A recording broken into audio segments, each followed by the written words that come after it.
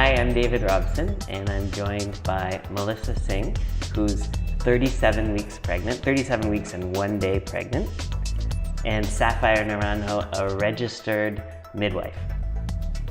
And we're going to talk about Ashtanga and pregnancy, and if a person can practice Ashtanga yoga while they're pregnant. So that's the first question. Who wants to answer? Sapphire, would you like to go? Yes, certainly. Any pregnant person can practice yoga through the duration of their pregnancy, provided that they feel comfortable doing so. So there's not necessarily one method that applies to all people. It really depends on how the pregnancy is going, how the person feels. Even from one pregnancy to the next, a person might find that they feel great in their first and were able to practice right up until the day they went into labor. And then with the next pregnancy, they feel like their body's doing different things and it's not, doesn't feel so great to practice. So I think ultimately it's up to the pregnant person to decide if and when and how the practice works for them. So pregnancy generally wouldn't be contraindicated, but specific to each pregnancy, the person would have to decide then? Yeah, definitely. It's definitely not contraindicated. In fact, there's many physiological benefits to practice. As we know, it increases circulation and blood flow to the baby, the placenta, the brain. There's immune boosting effects. We know there's lots of great benefits. So I always think of pregnancy yoga classes, when I think of a pregnancy yoga class, as a lot of lying around and props and deep breathing. But Ashtanga yoga, you're jumping around, it's hot in the room. That kind of physical exertion is still safe for a pregnant person. Yeah, definitely. I think it depends on where you're starting when you become pregnant. So if a person has never done yoga before and they're pregnant, probably that prenatal class where there's sort of gentle stretching and a lot of floor poses would be more appropriate. But a person like myself, for example, when I became pregnant, I'd had an established yoga practice for many years and I felt really comfortable and confident continuing on with my entire practice actually till pretty deep into it. Okay. And really just felt like I was listening to my body, taking it sort of day by day, and knew when it was appropriate to kind of scale back. So it might not be the best time to start Ashtanga. Probably not. Yeah. Yeah, but if you've already got an existing practice. Yeah. Well, Melissa, you'd already been practicing before you got pregnant. Yeah. And you've practiced throughout, not in the first trimester though. Yeah, so I was told by a doctor that I went to see who was not an OBGYN or a midwife that I should completely stay away from Ashtanga for the first 3 months. And then he actually said I should probably stay away from Ashtanga even afterwards, and I should just do restorative yoga. And that really frightened me because I had had a miscarriage in my first pregnancy. And so at the advice of that doctor who had said, you're really vulnerable in your first trimester, you shouldn't be, doing anything to jeopardize that. I got really afraid to practice, and so I stopped. But once I had, finished my first trimester and started working with a midwife, she was so upset that that was the advice I was given, because she said, you could have been practicing throughout. Whether you were going to have a miscarriage or not has nothing to do with what you're doing in the first trimester. If it's going to happen, it's going to happen irrespective of your yoga practice. I also think that there's a lot of fear. There's this culture of fear around pregnancy and birth where women are afraid. There is this idea that things, you're really vulnerable in the first trimester. And maybe Sapphire could speak to that a little bit more and where that idea comes from. But it seems really pervasive. It was reinforced by my husband's parents, even by my parents. It was reinforced by friends who were like, oh my God, you're going to do. Even now, when I do a headstand, people are like, oh, isn't that really bad for the baby? And I'm like, it seems fine. But I don't know why that kind of myth exists that in the first trimester, you can't do anything. Yeah, I think it probably stems from a place of fear. We do know that if a miscarriage is going to happen, it is most likely to happen in the first trimester. So I think there's a lot of caution that takes place around within the first trimester because of that. So, I mean, the advice that I give to my clients and other people who practice yoga is, you know, if the practice feels good to you, it's not going to cause a miscarriage.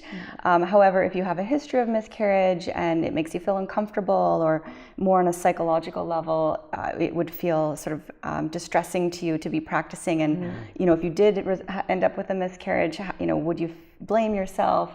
Those types of thoughts and feelings, and how that applies to that person.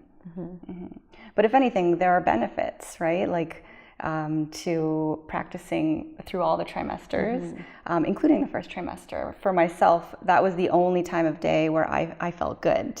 So I felt super nauseous for the rest of the day, but I would wake up, I felt fine, I did my practice, and then it was the rest of the day that I felt unwell. So we've established that it's okay to practice if you feel okay, Ashtanga during your pregnancy, during all phases of the pregnancy. But what has to change? Something must have to change. Full disclosure, I've never been pregnant in practice. So I have taught a lot of women that have been pregnant in my room. And I know from tradition, what I've been told, you know, that it's okay to drink water at that point and don't push, don't get too hot, you know, things like that. And then I know certain things like twisting. I was told to avoid letting a pregnant woman do deep twists and things like that. Things that maybe I've changed my mind a little bit on over the years. But you guys both have direct experience. So how did your own practices change during the pregnancy? For myself, I've had 2 kids, so 2 pregnancies. The first, I actually felt great and did my entire practice, so intermediate and the first dozen or so poses of third series, and felt amazing and continued to do that till I was about 7 or 8 months pregnant. I feel terrible if I'm not pregnant when I do that practice. Yeah, I heard that, and then needed to sort of scale back. And then with my second pregnancy, I didn't feel good at all. I didn't practice very infrequently in the first trimester until the exhaustion sort of let up. And then I ended up doing a really modified intermediate. I couldn't do primary series at all. The forward bending didn't work for me. Right. But I did like just a really modified intermediate for that pregnancy. So modified in what sense? Specifically, I think people watching this, if they are pregnant, would be curious. What's modified? Because there's a lot of back bends on your stomach and things like that. I imagine you'd have to change that around. Yeah, so for my first, I didn't. Like amazingly, my body sort of kept that baby in and quite low, and I didn't need to adjust. Okay. But for my second, I didn't do those poses anymore. You just skipped the ones that didn't feel good. Yeah, so at a certain point, I mean, the uterus is tucked sort of within the pelvis. So the baby's well protected in the first trimester, so it wouldn't really impact that. But after 12 weeks, the fundus, or the top of the uterus, starts to grow 1 centimeter per week upward. And, you know, by 20 or so weeks, I think I probably was off my tummy. But I did continue to do back bends pretty comfortably. And then ultimately, as you get bigger and bigger, you just run out of space. And a lot of the adjustments that you need to make in the practice are just based on not being able to fit anymore. You know, for twists, for example, because I hear that a lot, it's not that something bad is going to happen to the baby or the placenta. It's just, I mean, ultimately, you can't fit. So you twist sort of the opposite way to open instead. Well, that makes sense to me. But I think the way that it's delivered, that information sometimes, is that if you twist, you're going to twist your baby. Thankfully, the human body is much wiser than that. And certainly a pregnancy is not so delicate that like a simple twist could, like, you know, dislodge the baby or the placenta from the uterine wall or something.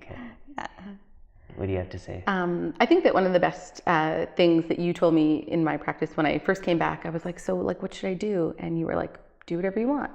And that was really empowering for me because I didn't feel like I had to do any one set of things, that I was able to just come in and show up and pay attention to my body and how I felt every day and let that be my guide, as opposed to this like rigid set of rules. And so for me, like I physically my legs would get wider and wider in, my Surya Namaskar or any other forward bending pose. But like Sapphire said, I just kind of was able to go through my practice, which ended up being like give or take primary minus a few. And I was able to skip the poses that no longer felt good when they stopped feeling good. And I think that was really important because I think in this lineage, like there's this idea that you have to do A, B, and C. And there are days as practitioners, that we come in and we're like, oh, I have to do that whole thing. But when you're pregnant, you're like, oh, I can just show up and do kind of what I want, which is great. So it made me more likely to come and show up and do my practice and just like see what was going to happen. I think the only rule was you're not allowed to eat. Oh, I'm not allowed to eat. Yeah, I wanted those grapes that day. Right. Yeah, and I like and the water and the window spot. There's a special spot at our studio by the door, so we open it up just a little bit. It's the pregnancy spot, and you get some fresh air there. It's great. Because the rest of the studio is pretty hot. Yeah. But I guess as well, then you need cool air. You feel extra hot, right, when you're pregnant? Yeah. Yeah. There were days though, like there are some days when I'll come in and I kind of want the heat. Like some days I'm like, oh, I'm so hot, I need that door. But some days I kind of like the sweating because that's something I loved about the practice before. And maybe you could actually speak to this. Is it actually dangerous if you're too hot in your pregnancy, or is it fine and it's just uncomfortable? Yeah, it's mostly that it's just uncomfortable. Like the body will cool itself down as needed. The baby's not going to overheat or whatever from too much sweating. Yeah. Because that was another myth that I heard, was that if you get too hot, the baby's going to get too hot and die. I was like, oh my God. No idea. Yeah. There is a drastic increase in blood volume, so increase in cardiac output and heart rate. So it's going to cause your pulse to go up. There's also blood pressure changes that can cause people to feel dizzy. Yeah. So I think being by the door and having a bit of airflow kind of helps to balance some of that out. Right. Yeah. And drinking water. Yeah, if needed. Yeah. Just to kind of regulate blood pressure and to feel nice and just calm. to cool down. Cool down. Yeah. Okay. And what else? I'm curious. How have you? I've seen your practice. I see you walk through. I guess even if you could. Jump back and jump through, you might need to be a little bit careful about things like that. Your body's going through all these changes, especially in the first trimester. Is there anything that is contraindicated? Yeah, so again, I don't know that there is nothing specifically, in my opinion, that is truly contraindicated, but there's certainly things to keep in mind, like definitely, and even for myself, actually, for both of my pregnancies, I did stop the jumping, only because my body is quite flexible and I'm quite prone to injury. Yeah. And so I knew that relaxin levels are high in the first trimester and onward, and that all of my joints were prone to injury. So I didn't want to hurt my wrists. Didn't want to do anything too jarring. Yeah, exactly. I didn't want to injure myself ultimately. Okay. So again, that sounds like it's specific to you. What have you been doing? Well, not lately. Jumping. Not lately. I was jumping back for a while. I'm probably the opposite. I'm really tight. I feel like I got like robbed because I never had like the relaxing experience where like my body really opened up. But so for me, I think I've been fine with that. So I jumped back until my belly was too big and my abs wouldn't work to kind of hold me into a chaturanga position. But okay. So basically, do whatever you feel like. This is your time. Yeah. Bring some water in. Stay cool. Yeah. And just stay in touch with your own body, with how you're feeling that day. Yeah, I think that's the main message here, that each person is the expert on their own body. Right? There is no not practitioner or not the teacher. Sorry, David. That's true. But especially in this case, right? Like it's really important to be in tune with what's going on with each person's specific body, and that should be what guides the practice ultimately. Always, I think. Yeah, always. Yeah. Pregnant or not. Yeah, it's true. Ashtangis have a particularly hard time with practicing while pregnant because of that, because we really thrive with the system, and we know when to inhale and when to exhale and which pose follows which pose. And I think in pregnancy it doesn't necessarily work that way. And I can sort of also sense some frustration sometimes with people in conversation about this, sort of especially teachers wanting to know, like, so, what do I tell people? Like, I want to tell them, like, XYZ poses aren't good, but A, B, C, D are good. Right. But again, because each person's body is unique and pregnancy is unique, it's not going to be so scripted. So it's not a one-size-fits-all kind of practice. Well, that's a very interesting switch in Ashtanga, because the room is usually very well defined with the teacher and the student, and you do exactly what the teacher says. But if the teacher doesn't have a script, doesn't have XYZ, then what can the teacher do for a student, for a pregnant student? I have a good answer for this. I think it's really nice when the teacher just holds space for the student to show up however they need to show up. So for me, like, that's who you were, was just do what you want and what feels good, and you don't have to ask me. You don't need permission. You can just come in and, pay attention to your body. And some days for me, like, that was, again, like all of primary. And some days that was, and whether it was physically I didn't feel well, or I had a lot of anxiety in my pregnancy, and that would show up on my mat, and it would be harder for me to move. And so those days I'd do like Surya Namaskar A and B, and then I would sit for, 20, 30 minutes, because that's what felt good. So I really appreciated that there was no pressure or expectation from the teacher. And I was just able to come in and do what I needed to do and still have that experience, because really the practice isn't about the asana, it's about the fact that you show up and you pay attention. And so whether you're doing third series or fourth series, or if you're doing sun salutations and sitting and focusing on your breath, I don't think there's such a big difference. Either way, you're still committing to the daily sadhana. And actually, looking back on it, I think I did struggle with that in my first pregnancy. Like, I know you did give me permission to sort of do what I needed to do, but I did feel good, and I was able to do my full practice, but mentally, like, I had difficulty with the idea of skipping poses. So it wasn't until much later, when I actually just couldn't do them anymore, that I was sort of realized, like, I actually just need to let go of this. Yes. Yeah. I think that's hard a lot of the time for Ashtangis. I could say this specifically to us, that we like the structure of the practice, and that can even work against us a little bit. I don't know for all yoga practitioners, but letting go of that, of the rules a little bit. But I think all of this, it begets another question, where I've been told in teaching that I was supposed to tell a pregnant person not to practice in the first trimester. And this is a traditional approach. And I having been to India a lot of times and getting an idea of it, I think that part of this is cultural. Yeah, I mean, so the doctor who I had seen initially was actually an Ayurvedic doctor from India, and he was the one who said, do not practice in the first trimester. He also said you should not do Ashtanga throughout. And then, like I said before, when I got my midwife, she was a little bit upset that was the advice I was given, because she knew that it was completely fine. And I often wonder if having her from day one would have affected my decision to practice or not, because there was always fear present because of my prior miscarriage. However, that miscarriage was like 8 months before. So clinically, there's no like contraindication in that case. They're quite common.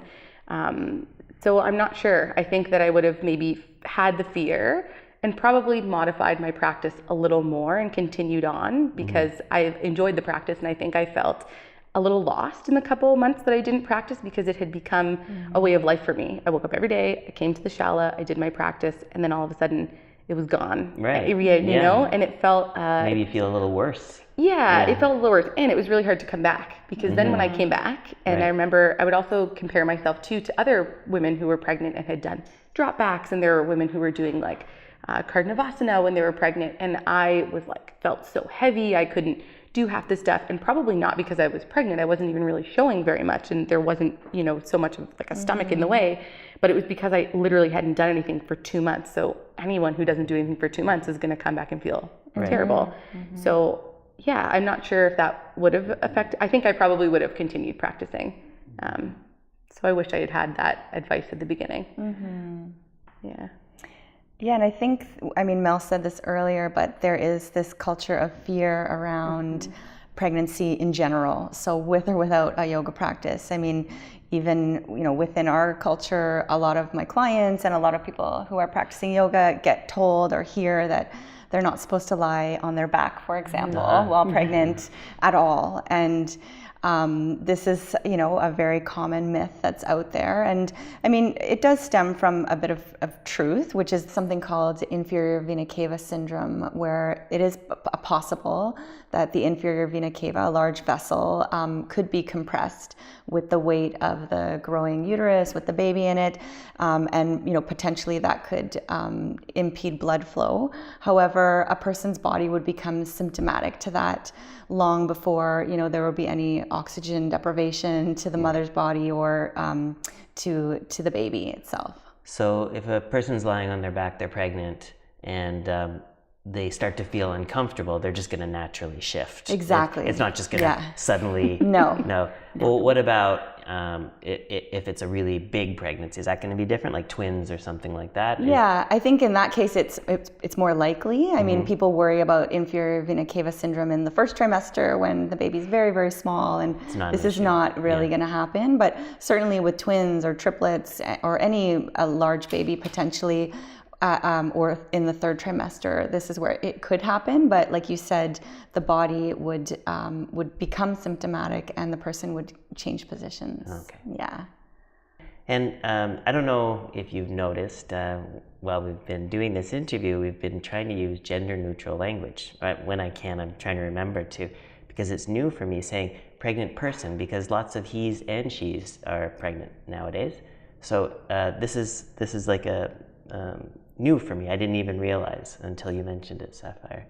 Yeah, there's definitely a shift in language taking place within the community, just to not disclude people who don't necessarily identify as female who may be carrying a pregnancy. So right.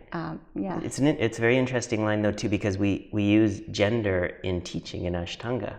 There's certain postures that there's certain expectations in the practice, and we make that decision a lot of the time based on gender. For example, Karandavasana, coming up. We don't move men past that posture until they can come up on their own, but women just need to come down, and then we'll assist them up, and then that's considered enough to move on to the next pose. But I'm thinking now, well, that's a gender basis decision, and really, maybe it's more like pregnancy. Maybe we just take gender out of it, and we look at individual instances where is this a realistic expectation for a person? This is heresy, but is it a real expectation for this person to be able to come up from Karandavasana or not? Is that something that's going to be healthy for them to try to do? Right. Yeah. So it opens up a lot of questions. Definitely. About authority. And your own practice, and I guess as a teacher, how to deliver the teaching.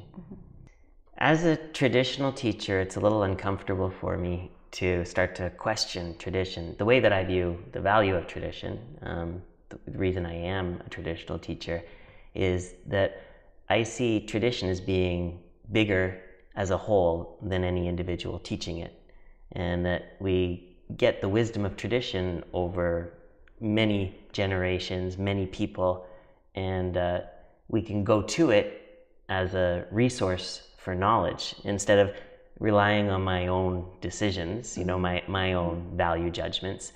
I can say, well, what does tradition say? And sometimes it's a little counterintuitive because it's not limited by my experience. It's bigger than me. For example, in Ashtanga, we do moon days. And I admit, when I first heard about moon days, the idea of taking a day off practice, it sounded superstitious. But honoring moon days, bringing those into my practice, I found a lot of value into it. I feel like it's linked me up with the cycle of the moon. And then thinking about it more, maybe I was a bit ignorant when I started, as well, a lot of people are on that moon cycle anyways, so when I think about going against something that's written in Yogamala, it says, don't practice in the first trimester. But watching all these women practice, all these people practice, and knowing that I really don't have a say in that sense. I'm not an authority on your pregnancy. That it creates a little bit of turbulence for me, So what's your view of that? I guess it depends, like what, when you say tradition, right? Like Yogamala says don't practice in the first trimester, and I guess the idea behind Ashtanga and the tradition is that 6 days a week you come, you do, this is what you do.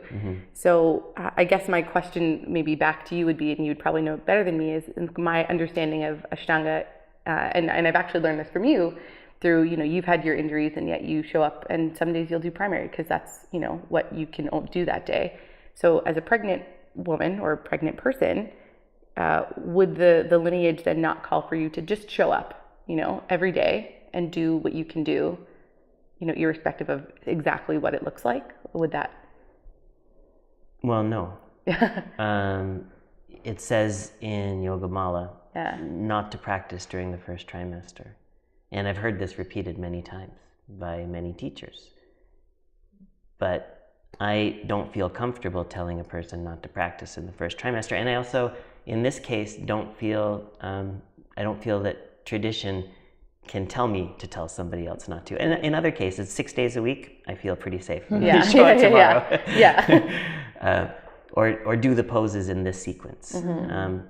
But in this case, I don't feel like I have the right to tell you to practice or not to practice. Not to practice. I don't feel like I have that experience that I can tell you whether or not you should, that it's up to you. So I guess it's the question I'm having there is, are we changing our approach to tradition in that sense? Can I still be a traditional teacher? Because I don't want to tell a woman not to practice in the first 3 months of her pregnancy if it's safe and if that's what they want to do. I remember you were saying how tradition evolves, and that's actually how tradition is kept alive through evolution, right? So if we are able to step back and you can say, as a teacher who is, on any given day of the week, very traditional, if you can step back and say, you know what, actually, I don't have that experience, and I can't tell, a woman or a person who's pregnant what to do, then I think that actually creates the space for other Ashtanga teachers to sort of take on that lineage, or to take on that perspective, and just allow pregnant people the opportunity to show up how they need to and be able to continue the practice, on their terms, how they feel. I think out of respect for the Indian culture, if I was in India in my first trimester of pregnancy, I probably wouldn't practice because I'm there and I want to be respectful of the culture. But in our context, like even practicing in a traditional method here in Toronto, it feels different, and I felt comfortable for myself, and I do feel comfortable stating to other pregnant people that it's okay to practice because it is, right? Physiologically, there's no harm to be done if the person is healthy and feels well. And ultimately, I think for me, it comes down to choice and each person being able to make those decisions for themselves. Right. So to wrap up, is there any advice that you, either of you, would give to somebody that is now going through a pregnancy? It sounds like it's a terrible thing, but that anyone that's now pregnant, anything that you can offer in terms of keeping the practice going, things like that?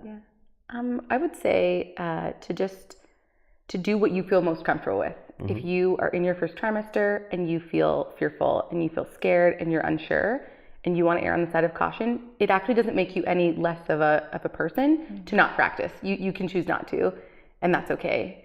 And if you choose to practice, that's also okay. I think it's just being empowered in your choice to show up or not is what's important, and not letting someone tell you what to do unless it's, a midwife and there's a severe contraindication. But if you're an otherwise healthy person, you can absolutely show up for yoga and you can absolutely continue your practice. And I think being empowered in that choice, like I said, is the most important part. Okay, good. I agree. Yeah, obviously. Okay, well, thanks very much, Melissa, Sapphire. It's been very interesting.